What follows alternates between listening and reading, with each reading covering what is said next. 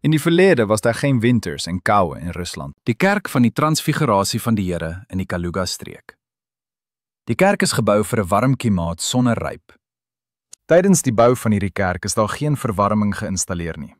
Daar is geen stoof, geen verwarmers, geen skoorsteens nie. Daar is glad nêrens nie.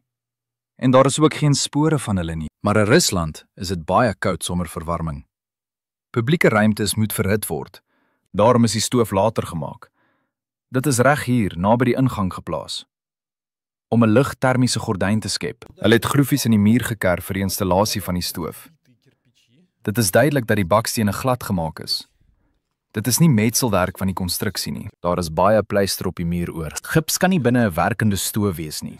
Dit sal brand. 'n Kanaal vir rookontrekking is in die muur gemaak. Die geperforeerde kanaal is van binne verseël om 'n pyp te skep. Kom ons kyk bietjie nader na die skoorsteen. Dit is duidelik sigbaar dat die bakstene binne die skoorsteen gebroke en geskeurde is.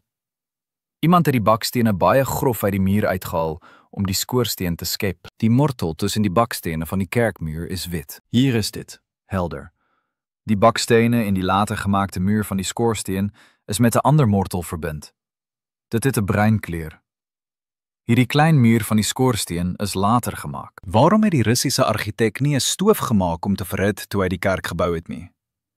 Het hy die koue Russiese winters vergeet? Kom ons kyk na 'n ander element van hierdie kerk. Sy deure in die tempelperseel. Die deure is van yster gemaak. Metaal behou nie hitte goed nie.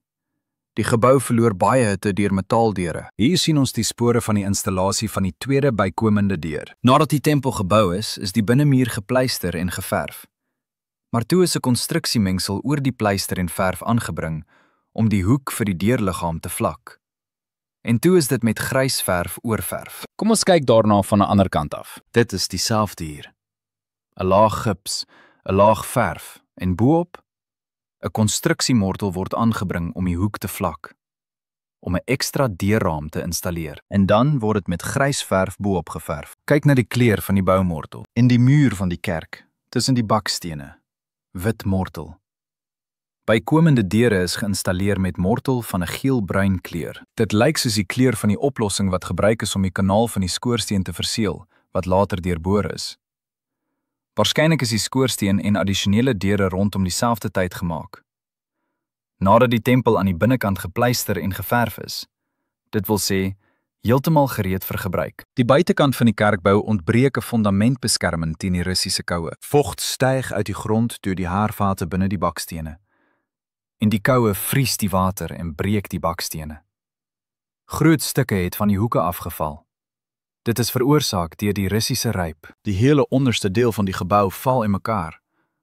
Dit is dieselfde hier. Die bakstene het verkrummel en uit die muur geval. Dis vernietig die Russiese koue geboue wat nie winterbeskerming vir die fondasie het nie. En in hierdie kerk is die beskerming afwesig, omdat hierdie kerk ontwerp is vir 'n warm klimaat sonder ryp. Die tekens sê dat die kerk in 1791 gebou is, aan die einde van die 18de eeu. As die datum korrek is, was daar 200 jaar gelede in Rusland geen winters en ryp nie. Dit is iets waaroor amptelike geskiedenis nie wil praat nie. Op my kanaal sal jy baie leer oor die werklike verlede van die mensdom. Histories het die waarheid van ons weggesteek. Ek moes dit self uitbluis. Ek het dinge gevind wat jy selfs nie kan voorstel nie.